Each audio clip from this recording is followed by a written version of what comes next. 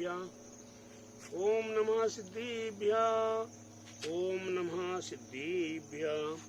मंगलम भगवान वीरो मंगलम गौतमगणि मंगलम कुंद कुंदार्यो जैन धर्मोस्तु मंगलम शैर मंगल मांगल्यम शैर कल्याणिकारिकम प्रधानम शैर विधर्मानाम जैनम जयतु सासीनम जैनम जयतु सासीनम जैनम जयतु सासीनम मोक्ष मार्ग शनितारम वेतारम करुणताम ज्ञातारम विश्व तत्वानां वंदे तद्गुणे लब्धये। बोले द्वादशांग जनवाणी माता की जय। बोले स्वामी विश्व धर्म की जय। श्री मानव धर्म की जय। श्री दीक्षित निमगिरी निमिनगर के मूल के श्री खजाराट आदिनाथ भगवान की जय। बोले अमा स्वामी आचार्य महाराज की जय। बोले आचार्य गुरु 108 नेमी सागर जी महाराज की जय। आचार्य श्री 108 दया सागर जी महाराज की जय। भव्य आत्माओं, जैसा कि आप सभी जानते हैं कि यहाँ प्रसंग चल रहा है तत्वार सूत्र का। तत्वार सूत्र में 9वें अध्याय का 9वें अध्याय में आपने कल सुना था 22 परिचय के संबंध में।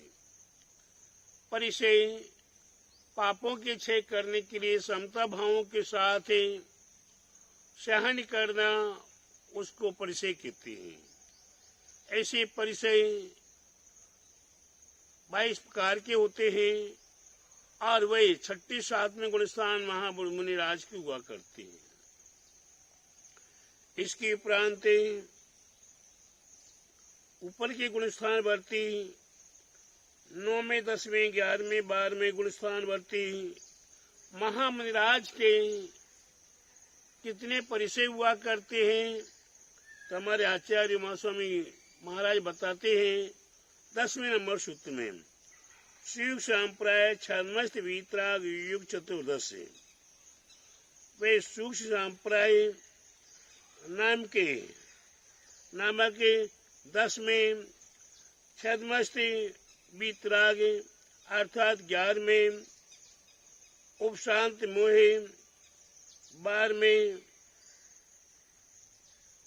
छीन मोहे, इस प्रकार से 9वें 10वें 11वें गुणस्थान और 12वें गुणस्थान के महामुनिराजों के पास कितने परिचय होते हैं? वे 14 प्रकार के परिचय हुआ करते हैं। वे कौन कौन से हैं? शिदा परिचय, तिस्सा परिचय, शीत परिचय, उष्ण परिचय, दंश मशक परिचय, चर्या परिचय, सैया परिचय, बद परिचय, आलाप परिचय, रोग परिचय, तृण स्पर्श परिचय, बल परिचय, प्रज्ञा परिचय और अज्ञान परिचय। इस प्रकार से ये 14 प्रकार के परिचय 9वें 10वें 11वें 12वें गुणस्थान के महामुनिराजों के लिए हुआ करते हैं। ऐसे परिचयों को सहन करने वाले हमारे महामुनिराज अपने आप में संतोष को धारण करते हुए आते हुए उपसर्गों को सहज अपने आत्म कल्याण के लिए आत्मा में लीन हो जाते हैं। परिचयों का ध्यान ही नहीं देते कि हमारे पर कोई कष्ट आ रहा है। इसके उपरांत 11वें सूत्र में एकादश जिन्हें 11वें नंबर का सूत्र है और यहाँ केवली भगवान के कितने परिचय होते हैं? केवली भगवान के परिचय होते हैं। ध्यान रखिएगा सब भक्तगण, वे कितने परिचय होते हैं? 11 प्रकार के परिचय हुआ करते हैं। आलाप परिचय, प्रज्ञा परिचय, अज्ञान परिचय,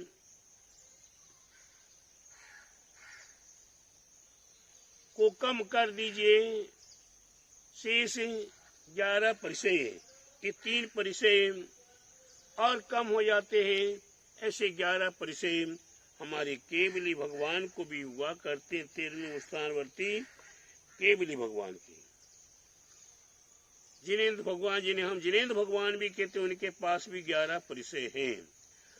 अब बादर सांप्राय सर्वे, वह हमारे आचार्य कहते हैं बादर सांप्राय अर्थात सूक्ष्म कसाय वाले छठ में से 9वें गुणस्थान तक सब परिचय हुआ करते हैं।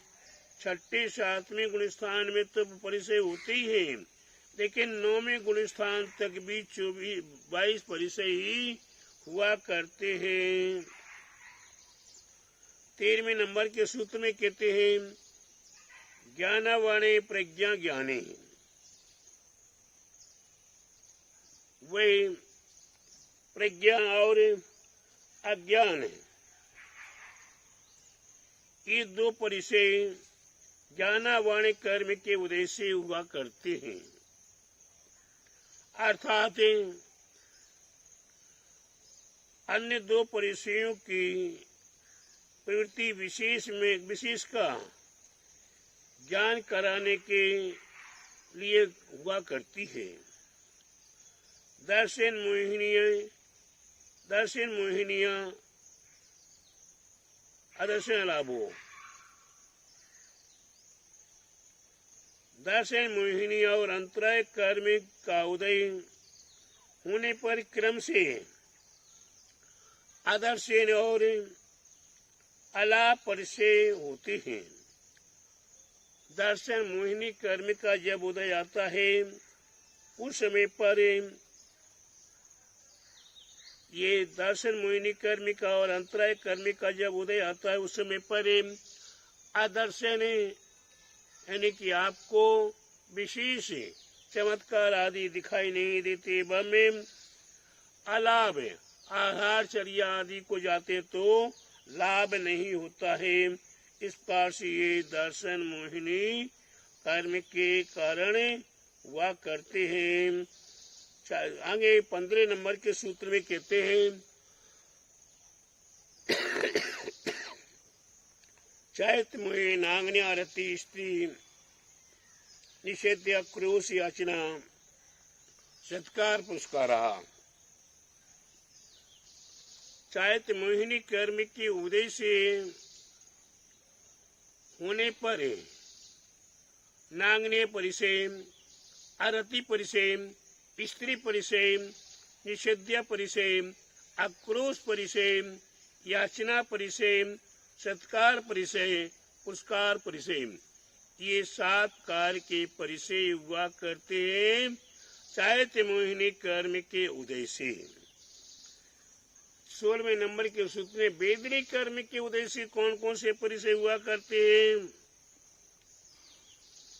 वेदनीय शेषा, शेष के बचे हुए 11 परिचय क्षीरा तृषा शीत सुनि दंश मशके चर्या शैया बाधे रोगे तृण स्पर्श और मल सत्कार। मल परिचय ये वेदनी कर्म के उदय से हुआ करते हैं। जब हमारे लिए दुख सुख आदि उत्पन्न हुआ करता है ऐसी समय में ये 11 परिचय वेदनी कर्म के उदय से होते हैं। 17वें नंबर के सूत्र में कहते हैं एकादयो भाज्या युपदे कस्मिन् निकोण विंशति। एक साथ एक जीव में, ध्यान दीजिएगा, एक साथ एक जीव में एक को आदि लेकर 19 परिचय तक हुआ करते हैं। एक साथ में 22 परिचय नहीं हो सकते पूरे के पूरे। इनमें कितने परिचय कम हो गए? 3 परिचय। कौन कौन से 3 परिचय कम हो जाते हैं? यहाँ शीत होगा, वहाँ उष्ण नहीं होगा। शीत उष्ण एक साथ नहीं होगा, या ज्ञान और अज्ञान होगा, वहां दोनों में से एक होगा।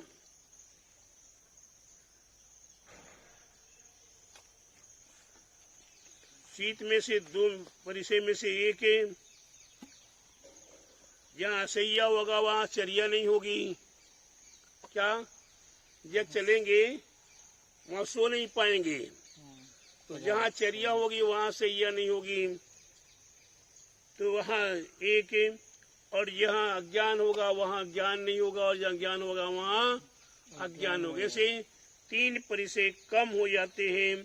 तो ये एक साथ में, एक ही जीव को एक साथ में 19 परिचय तक उत्पन्न हुआ करते हैं। ये 19 परिचय एक साथ में आकर आपके ऊपर आक्रमण कर सकते हैं। अब 19 परिचयों को सहन करने का सामर्थ्य हमारे लिए जुटा कर रखना चाहिए, हर पल हर क्षण। एक बात ध्यान रख लीजिएगा, हर पल हर क्षण आपको सावधान रहना है कि हमारे लिए कोई तकलीफ आई, परेशानी आई तो चाहे उपसर्ग, सर्दी हो रही है उपसर्ग, गर्मी हो रही है उपसर्ग, परिचय माने उपसर्ग माने परिचय।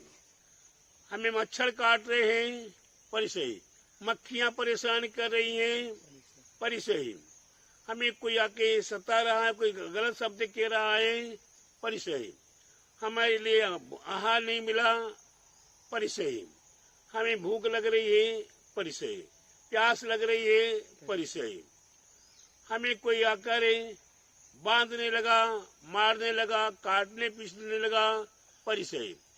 ऐसी अवस्था में हमें क्या विचार करना है? मैं एक आत्म तत्व हूँ। क्या हूँ?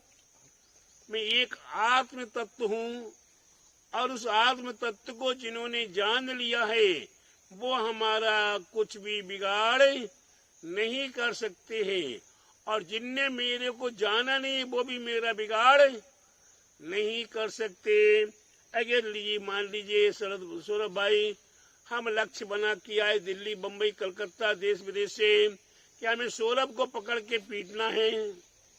अब जब तक हम सौरभ को पहचानते ही नहीं हो, क्या हम सौरभ को पहचानते ही नहीं है, सौरभ को जानते नहीं है, सौरभ कौन है, कैसा है, छोटा है, बड़ा है, मोटा है, पतला है, लंबा है, नाटा है, काला है, गोरा है, सांवला है, कैसा है, हम जानते ही नहीं सौरभ है क्या। बस सौरभ को मारना है। जब सौरभ को जानते ही तो हम सौरभ को मार ही नहीं सकते, और जो सौरभ को जानता है, ये सौरभ को जानता है, वह भी नहीं मार सकता सौरभ को। उनके मम्मी पापा जानते हैं, महाराज जी जानते हैं, न महाराज जी मारेंगे पीटेंगे, न मम्मी पापा मारेंगे पीटेंगे।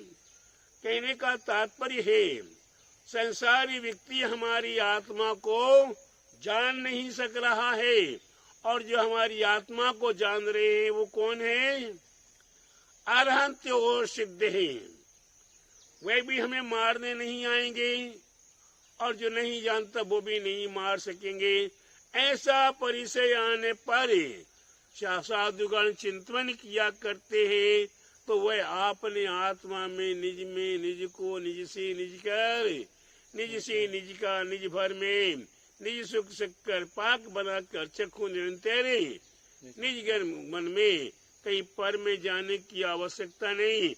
आनंद ही आनंद आता है जब अपने निज घट में वो लीन हुआ करते। ऐसे परिचय हमारे आपके जीवन में अति आवश्यक है। आना परिचय आना भी चाहिए, अपरिचय को सहन करने की शक्ति सामर्थ्य भी आपके पास होनी चाहिए। आज जितने भी दिगंबर साधु आत्म साधना में लीन हुए हैं या आत्मा से परमात्मा बने हैं, सिद्ध अवस्था को प्राप्त किए, उनने 22 परिचयों को अवश्य ही धारण किया है, अवश्य सहन किया है, और फिर अपने आत्मा में रमण कर गए।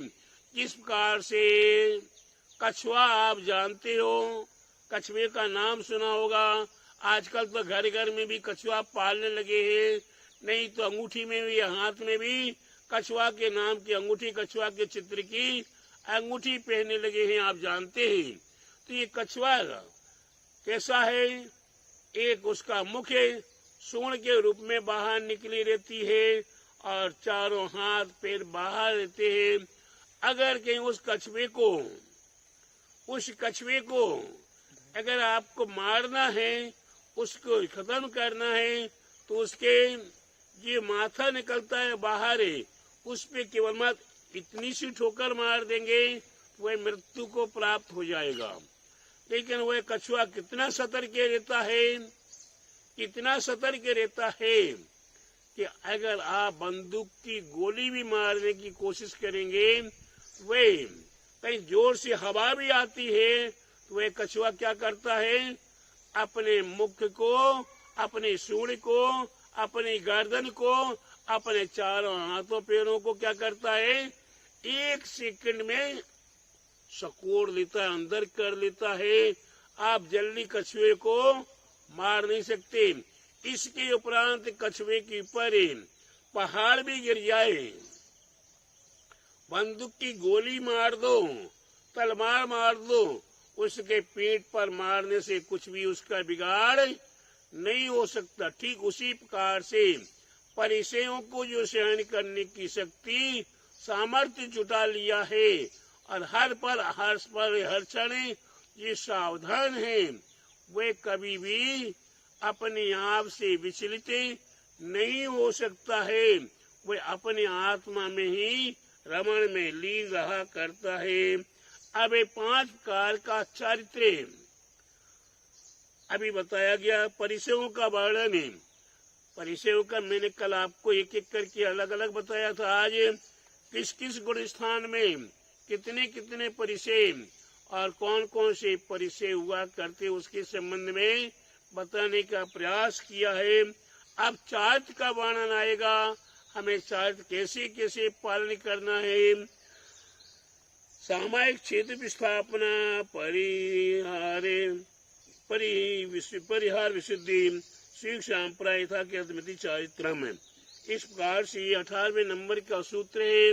इसके संबंध में मैं आपको आज नहीं कल बताने का प्रयास करूंगा। आज इतना ही आपको पर्याप्त है कि आप परिचय को सुन के समझ के अपने जीवन में परिचयों को सहन करने का प्रयास करो। मैं आपको एक बात बता दूं, ये मैंने घर नहीं छोड़ा था, घर में ही थे, बाल अवस्था में थे। नहीं, बंडा के अंदर उस समय एक ही मंदिर था। उस समय पे एक मंदिर में भगवान बाहुबली की सुंदर मूर्ति विराजमान थी, वह आज भी है। उस मूर्ति के पास बैठकर मेरे को तब साधना या माला फेरने का भाव होता था।